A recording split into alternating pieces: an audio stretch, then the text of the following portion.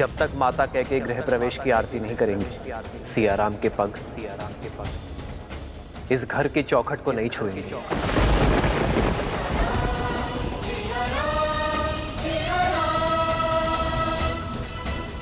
हमें महारानी कैकेयी को बुलाना ही होगा, अन्यथा सूर्यवंश, सूर्य सा तेजस्वी राम खो बैठेगा।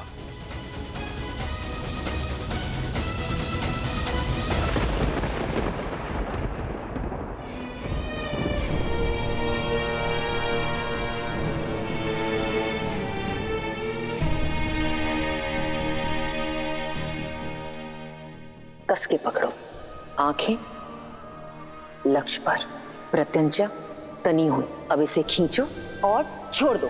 और कब तक आप अयोध्या के आकाश पर शोक का मेघ बनकर छाई रहेंगी? कब तक आप अयोध्या के आनंद पर ग्रहण बनी रहेंगी? वर्षों के बाद दुख की धरा पर सुख की किरण पड़ने ही वाली थी। राम भैया अयोध्या में पग धरने ही वाले थे, किंतु वे द्वार पर खड़े केवल आपकी हट के कारण। महारानी, सही कहा तुमने।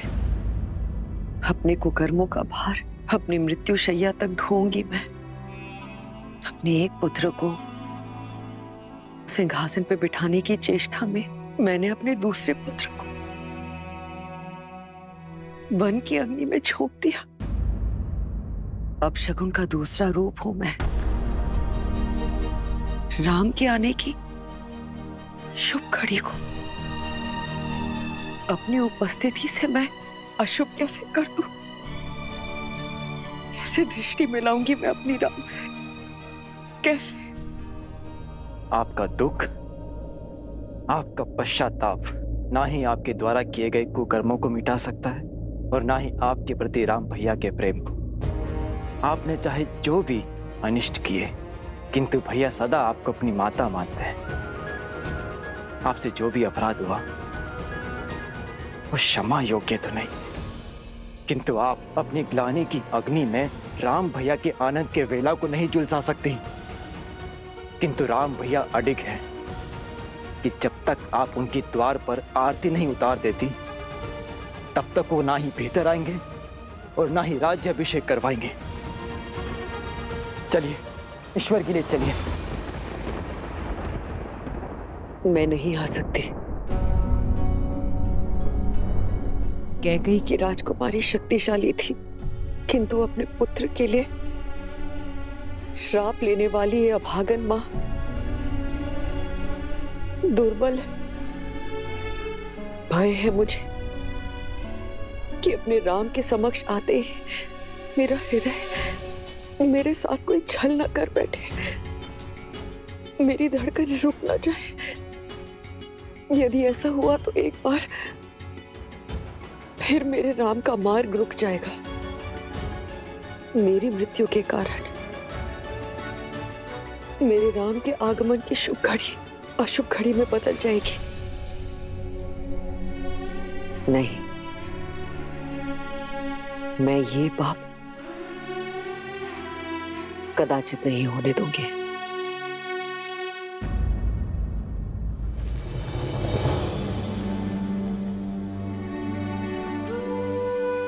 आज प्रेम के आगे ग्लानि को झुकना ही होगा। आपको चलना ही होगा। नहीं चल सकती मैं भरत। क्षमा कर दो मुझे।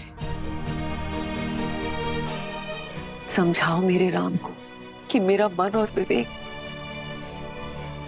मेरे वश में नहीं। अब तो प्रभु से सिर्फ इतनी ही प्रार्थना है कि मैं शीघ्र ही अपने राम को राज सिंहासन पर बैठे हुए देखूं। उसके पश्चात मैं निश्चित रूप से अपने प्राण त्याग सकती हूँ। उसके पश्चात मैं तुम्हारे पिताश्री से क्षमा मांगने परलोक जा सकती हूँ। कदाचित तभी मेरी आत्मा को शांति मिलेगी। क्षमा कर दो भरत, क्षमा करो। निर्बलता के इस क्षण में कैकेयी को विश्वास दिलाने का बल देना नारायण। कैकेयी को राम की दृष्टि मिलने का संबल और उसे आशीर्वाद देने का साहस देना। राम के लिए, अयोध्या के लिए कैकेयी का चित्त शांत करना होगा आपको। उसे ये विश्वास दिलाना होगा कि उसका आशीर्वाद श्राप नहीं, अयोध्या की कल की नींव है। हे भगवान, हमें तारिए। 14 वर्ष तक अयोध्या ने प्रतीक्षा के आंसू पिए हैं। इस प्रतीक्षा का अंत कीजिए। अब क्या होगा? महारानी कैकेयी बाहर आएंगी या नहीं? ना आए तो ही अच्छा है, जिसके कारण हमारे राम ने इतने कष्ट भोगे, महाराज दशरथ ने प्राण त्यागे, उसकी तो छाया हमारे भावी महाराज पे पड़नी भी नहीं चाहिए। सीते, यदि आज माता कैकेयी का सम्मान स्थापित ना हो पाया तो कभी नहीं होगा। संसार यही कहेगा कि अपनी पत्नी का मान बचाने के लिए महायुद्ध लड़ने वाला राम अपनी मां का सम्मान ना बचा पाया। जो भक्त ग्लानि के बेड़ियों में बंधे हो, वो आपके पास कैसे आएंगे आर्य? जब जड़ें सूखी हों तो केवल पत्तों पर पानी डालने से वृक्ष हरा नहीं होता। जड़ों को सींचने से उसके प्राण जागते हैं। आप पहले भी कर चुके हैं आर्य। पहले माता अहिल्या थी, अब माता कैकेयी। आपको उनके सोए हुए मन को जगाना होगा आर्य। यदि पत्नी तुम जैसी धर्मात्मा हो तो व्यक्ति के लिए कोई लक्ष्य असंभव नहीं है सीते। धन्यवाद। श्री राम राम राम श्री राम। महल के स्थान पर ये कहाँ चले गए श्री राम?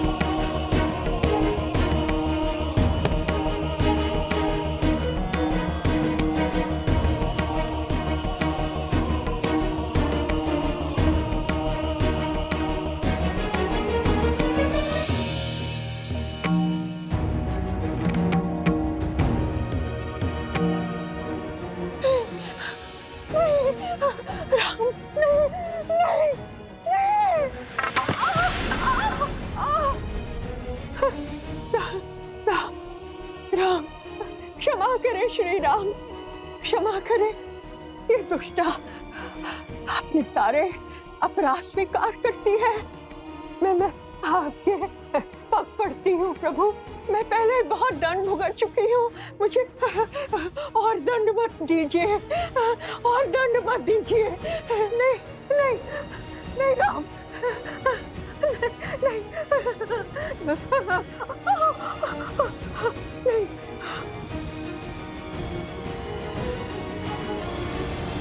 क्या श्री राम क्षमा करेंगे इसे? इतना करने के पश्चात तो रावण को भी क्षमा नहीं मिली थी। इसे तो जितना दंड मिले उतना कम है। यही तो थी जिसने महारानी कैकेयी के मन में अधर्म का, अन्याय का और ईर्ष्या का बीज बोया। प्रिय गणेश, माना कि मंथरा के बोल ही श्री राम के कष्टों का कारण बने, परंतु श्री राम ये बात भली भांति जानते हैं, क्षमा परमो धर्म, क्षमा ही सबसे बड़ा धर्म है। श्री राम रूपी ज्ञान की गंगा में गोते खाने के लिए सज्ज हो जाओ पुत्र। उसे और क्या दंड दिया जाए? आपका भय ही आपका दंड है मंत्रा। किंतु तुम यहाँ?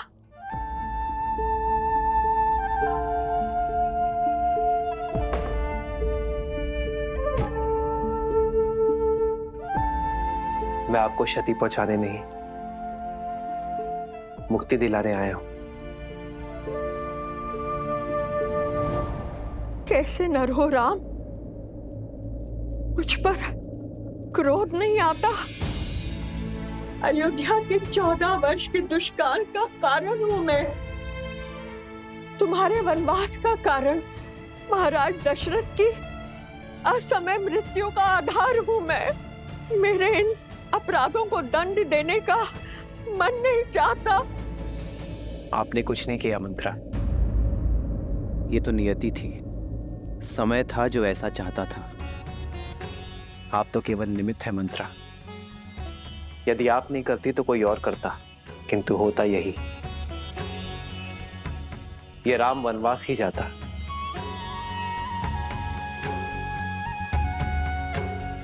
निमित्त बनने का दंड तो आप भोग चुकी हैं, अब बारी मुक्ति की है।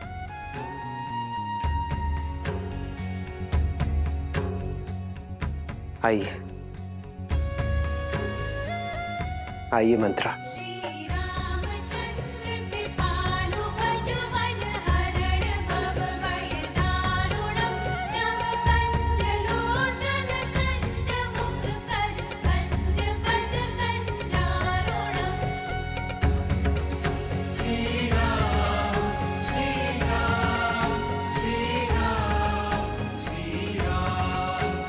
राम राजा बनने वाले हैं। यथा राजा तथा प्रजा। राजा की क्षमा प्रजा के लिए दया और करुणा का उदाहरण बनती है। श्री राम ये जानते हैं कि जो हृदय क्षमा कर सकता है वही हृदय सच्चा न्याय भी कर सकता है। अच्छा, तो मंत्रा को क्षमा कर श्री रामनाथ केवल स्वयं करुणा दिखा रहे हैं, बल्कि अपने प्रजा को भी करुणा का पाठ करा रहे हैं। हाँ पुत्र, श्री राम वो राजा नहीं जो केवल युद्ध जीतकर अपनी शक्ति और राज्य का विस्तार करे। श्री राम तो वो राजा हैं जो मन जीतकर सबके हृदय के सम्राट बनना जानते हैं। और आज मंथरा को क्षमा कर उन्होंने इस संपूर्ण संसार को राम राज्य की एक झलक मात्र दिखाई है। वो राम राज्य जिसकी सबसे बड़ी शक्ति है अपने क्रोध और द्वेष पर विजय पा लेना। अपने इस कृत्य से श्री राम ने संसार को यह दिखा दिया कि एक राजा का सबसे बड़ा बल है क्षमा करना।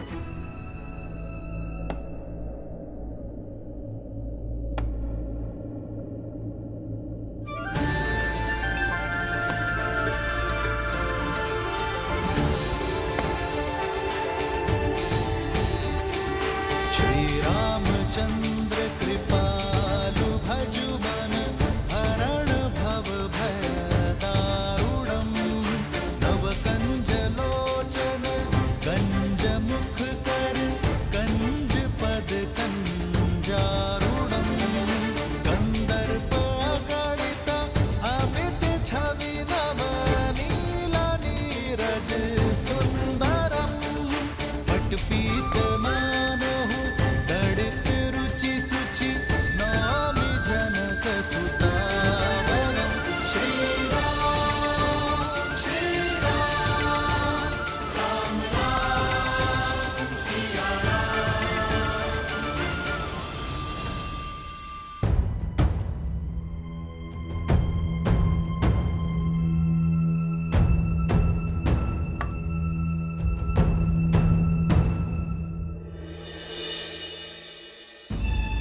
प्रणाम मंत्रा माँ। बस बस बस, खुश रहो पुत्री, सुखी रहो। जो प्रणाम करते हैं उन्हें आशीष दिया जाता है, और हमें आपसे केवल एक ही आशीष चाहिए माँ, कि हम अपने केकई माता के आशीष से वंचित न रहे। केकई माता को ग्लानि के भंवर से निकालकर हमारे सामने ले आइए माता। के संताप का अंत केवल आप ही कर सकती हैं, क्योंकि जब तक वो बाहर आकर हमारा गृह प्रवेश नहीं करेंगी, हम भीतर नहीं आएंगे। सीते, मैंने कैकई के मन में जो रामधुन रूपी अमृत को विष में बदल दिया है, उसे कैकई को अपने प्रिय पुत्र को वनवास भेजने के लिए विवश किया। सीते, अब मैं ही कैकई की ग्लानि के विष को राम मिलन के अमृत में बदलूंगी। सीते, अब मंत्रा ही जाकर उसका द्वार खोलेगी। हाँ।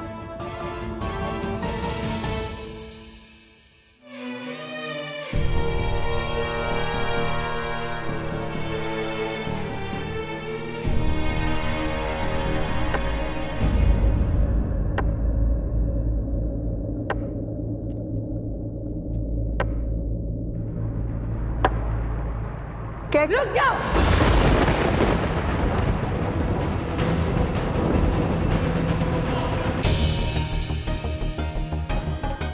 साहस कैसे हुआ मुझे अपना मुख दिखाने का? और तुम्हें मुक्त किसने किया? मेरी मति भ्रष्ट कर मुझसे इतना बड़ा अपराध कराकर अयोध्या का शीश झुकाकर तुम मेरे समक्ष शीश उठाकर खड़ी कैसे हो? कैसे खड़ी हूं? ये प्रश्न तब नहीं पूछा जब तुम्हारे बचपन से अपना घर, अपना परिवार, अपना संसार छोड़कर दिन रात केवल तुम्हें संभालने के लिए खड़ी हुई थी। कितनी अभागन हूं मैं, जिसे अपनी संतान की भांति पाला, वही मुझे अपराधन मांगती है जिसे प्रेम की छांव में रखना चाहा। उसी के क्रोध का पात्र हूं मैं।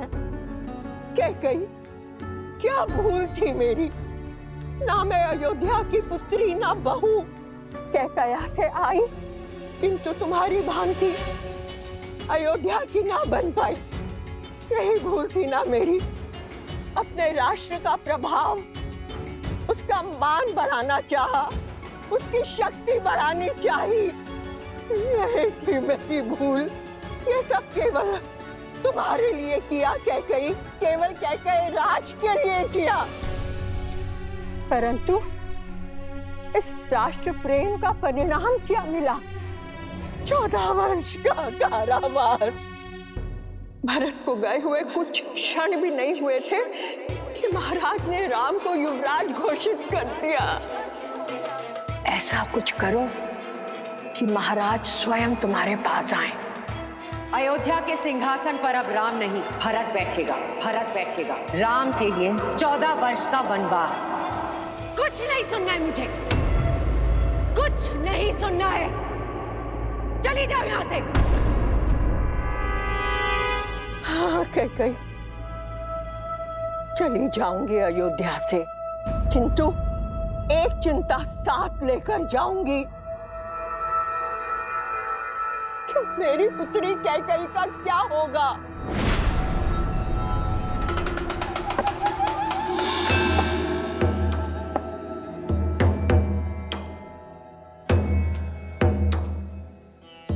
लौट आया है राम। अब देखना कैसे उसके क्रोध की बेड़ियां तुम्हारी स्वतंत्रता को जकड़ती हैं। कुछ भी करके राम को रोक लो कैकई, अन्यथा तुम और तुम्हारा भरत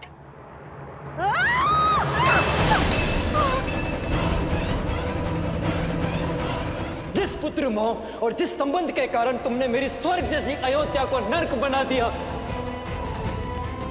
आज उस संबंध को तोड़ता हूं मैं रघुकुल कुमार भरत तुम्हारा परित्याग करता हूं कैकई। पत्थर पर भी वर्षों तक जल पड़े तो उसका आकार बदल जाता है, किंतु इतने वर्षों में भी तुम्हारे भीतर का विष कम नहीं हुआ। तुम दंड की नहीं, श्राप की अधिकारिणी हो। मेरी स्वर्ग जैसी अयोध्या पर नरक की छाया हो तुम। मेरे घर परिवार पे जो विष के मेघ बरसाए हैं तुमने, उसके लिए आज मैं कहकर तुम्हें श्राप देती हूँ कि आज से तुम्हारा नाम पाप, बुराई, अधर्म और अंधकार से ही जोड़ा जाएगा।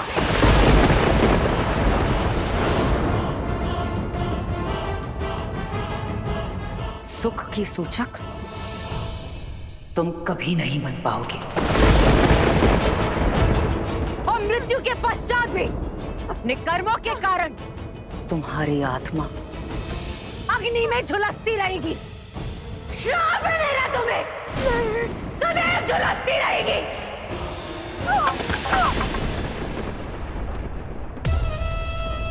दासी हूं ना, जो स्वामी दे सर माथे पर। जाते जाते भी कैकेयी केवल तुम्हारे हित के बारे में सोचूंगी। तुम्हारा लाभ ही मेरे जीवन का उद्देश्य है। मेरी बात समझो, राम के स्वागत के लिए मत जाना, क्योंकि अगर तुम उसकी आरती नहीं उतारोगी तो वो अयोध्या में प्रवेश नहीं करेगा। उसे राजा मत बनने दो कैकेयी, क्योंकि यदि वो सिंहासन पर बैठा तो तुम्हारा अंत निश्चित है। केवल तुम ही हो जो राम के उज्जवल भविष्य को अंधकार में डाल सकती हो। केवल तुम ही उसे अयोध्या का नरेश बनने से रोक सकती हो कैकेयी। मत जाना, मत जाना।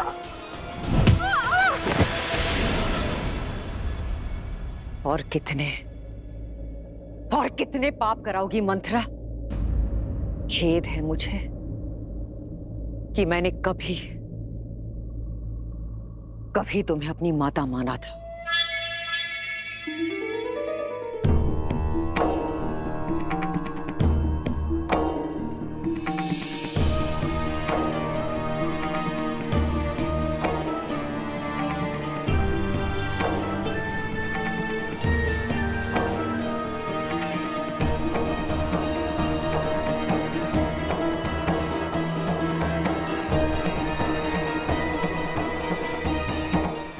कटुवाणी ने कुछ तो शुभ कार्य किया। तुम्हारे मन को मैं समझती हूँ कैकेयी। इस पाप की कोठरी में मेरे दुष्ट भाव ने तुम्हें डाला था, किंतु मैं जानती थी कि मेरे कटु वचन ही तुम्हें इससे बाहर निकालेंगे। कैकेयी की दृष्टि में दोषी बनकर मैंने राम काज पूर्ण कर दिया। हे प्रभु, क्षमा तो दे चुके हो, अब दया दृष्टि दीजिए प्रभु। अपने चरणों में शरण दीजिए प्रभु, अपने चरणों में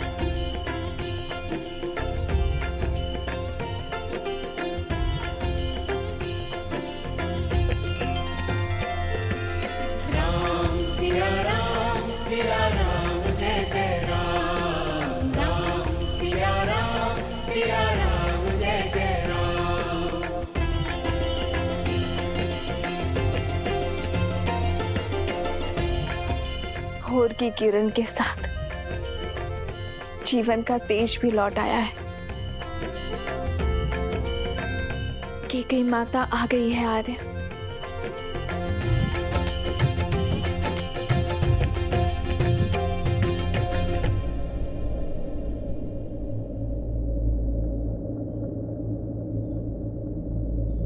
माँ,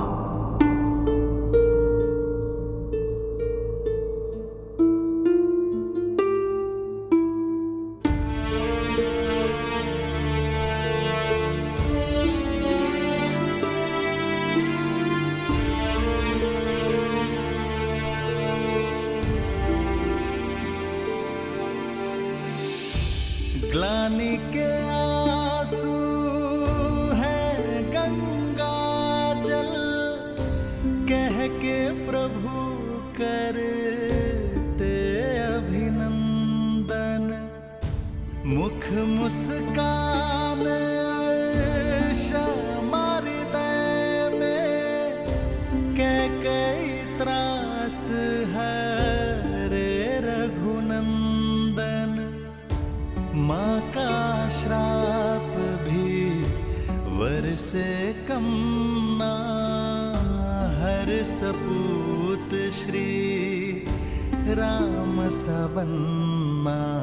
राम मेरे राम मेरे राम मेरे राम, राम प्रभु राम श्री राम। मेरी माता के ये अश्रु मेरे लिए पवित्र गंगा जल से पावन है। इन अश्रु को हाथों में लेकर ब्रह्म हत्या का पाप मेरे हाथ से धुल गया। माँ, आशीष नहीं देंगी माँ?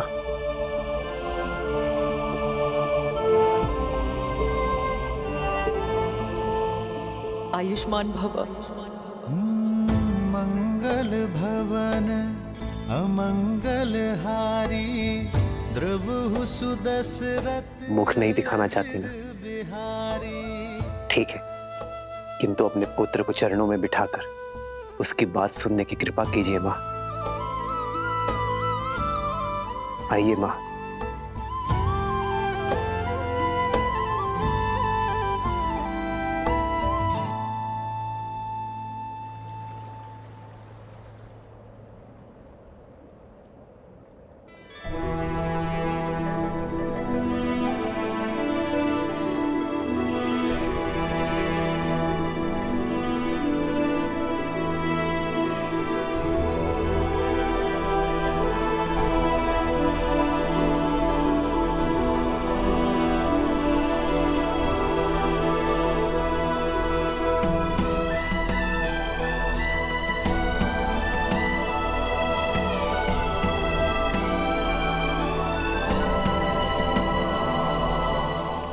बैठिए माँ।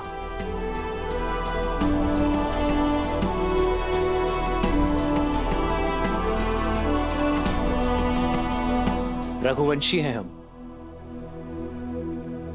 वो वंश जिसका इतिहास धर्म, वीरता और समर्पण की नींव पर रखा गया है, और जिनसे हमें यह नाम मिला वो पितामहों के पितामह महाराज रघु एक महान योद्धा थे। स्वयं देवताओं ने उनके सत्य और शौर्य की प्रतिमा को स्वीकार किया है। महाराज भागीरथ जो अपने पूर्वजों के तर्पण के लिए स्वयं शिवलोक पहुंच गए, नारायण को प्रसन्न कर उनके चरणों से गंगा बहाई, फिर ब्रह्मदेव से उसे उनके कमंडल में धारण करवाया। स्वर्ग से गिरती मां गंगा के वेग को थामने के लिए महादेव को उनकी जटा में रोकने के लिए मनाया। महादेव की जटा से गिरती धरा को भारत में लाने के लिए स्वयं अपने नखों से नहर खोदी, और महाराज दिलीप की धर्म की कहानियों से तो स्वयं इंद्रलोक भी अछूता नहीं है। आपके पति मेरे पिताश्री महाराज नेमी, उन्होंने 10 दिशाओं में युद्ध लड़ा, देवासुर संग्राम लड़ा और महाराज दशरथ कहलाए। मेरे सभी पूर्वजों ने संसार में रघुवंश की कीर्ति का ध्वज लहराया है, धर्म को स्थापित किया है। अयोध्या के सिंहासन पर अब राम नहीं, भरत बैठेगा। भरत बैठेगा। राम के लिए 14 वर्ष का वनवास।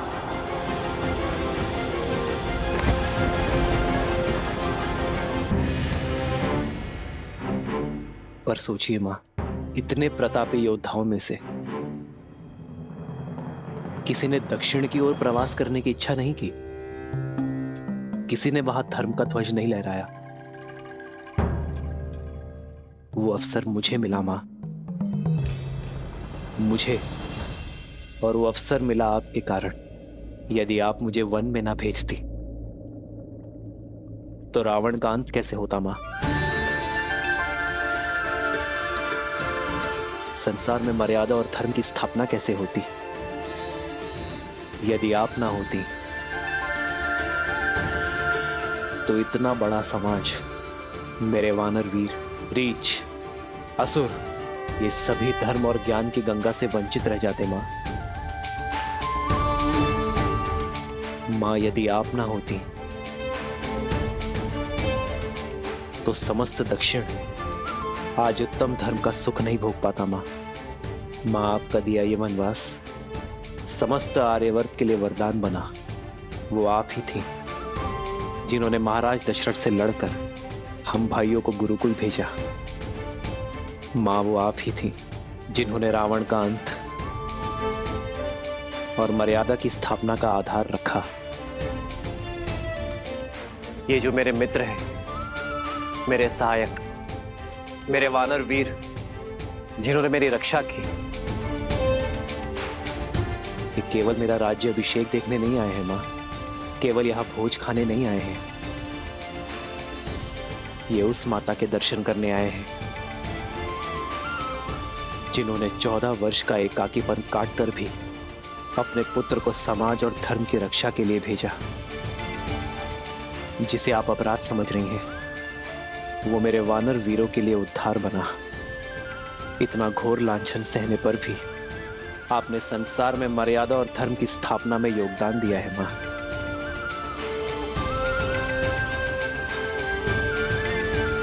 क्या आप इन्हें निराश करेंगी मां?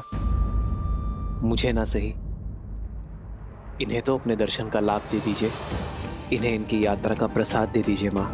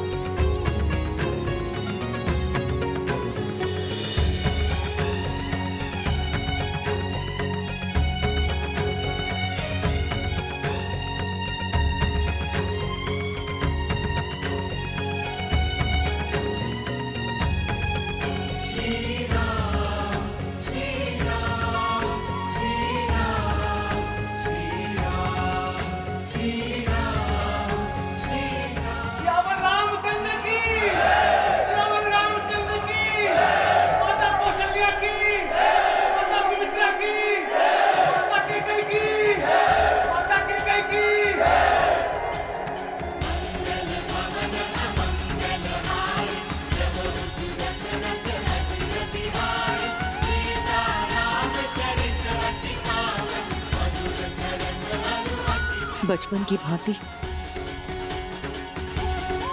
इस बार भी मुझे मना ही लिया तुमने।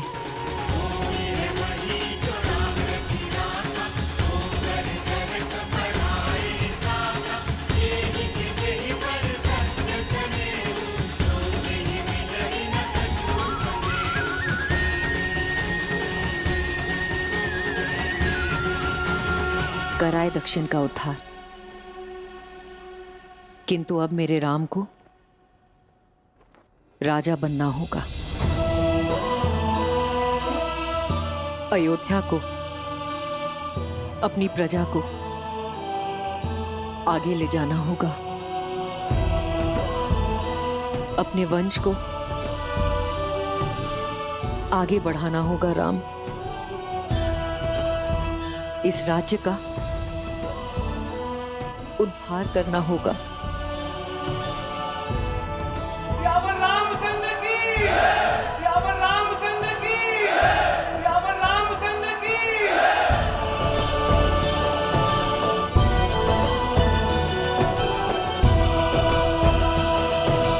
अयोध्या के मन से दुख के बादल छट गए और मेरा परिवार पूरा हो गया। राम, सीता, तुम दोनों अंधेरे जीवन में प्रकाश का दीप हो, दुखियारे जीवन में सुख और प्रीत हो। पुत्र की विजय पर माता का मुख उत्साह से दमकता है। आपकी आंखों में प्रसन्नता के अश्रु होने चाहिए माता। सत्य कहा तुमने सीता। मेरे कारण अयोध्या पर जो कलंक और ग्रहण लगा था, आज अयोध्या उससे मुक्त हुई है। ये अश्रु उसी की खुशी में। नहीं माता, आप ग्रहण नहीं, ईंधन है जिसने आपके प्रकाश को अयोध्या में ही नहीं पूरे संसार में प्रकट किया है।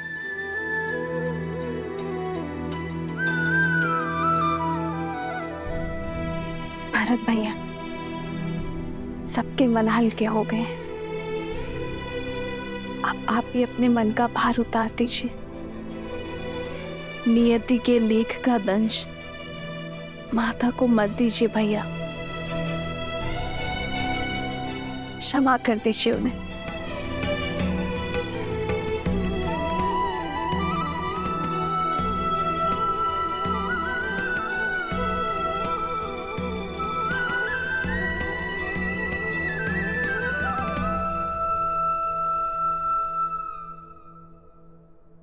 देखी परिवार प्रभु अति भावुक भाए, सबहि प्रेमा बस आरती गाए।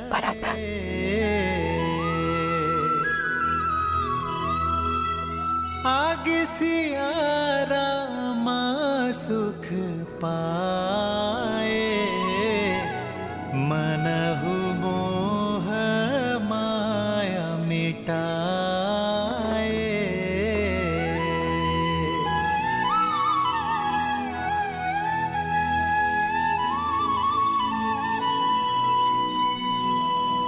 अयोध्या के प्रजाजनों, अयोध्या के कष्ट के मेघ छट चुके हैं। शीघ्र ही रघुकुल के दीपांकर महर्षि दशरथ जी के ज्येष्ठ पुत्र श्री रामचंद्र जी का राज्याभिषेक होगा। राज सिंहासन पर विराजमान होने की उत्तम तिथि एवं मुहूर्त शीघ्र घोषित होंगे और आप सब लोग उसमें आमंत्रित होंगे। श्री रामचंद्र जी के राज्याभिषेक की तैयारियों में जुट जाइए। रामचंद्र की, रामचंद्र की। रघुपति रामचंद्र की, रघुपति रामचंद्र की, माता सीता की।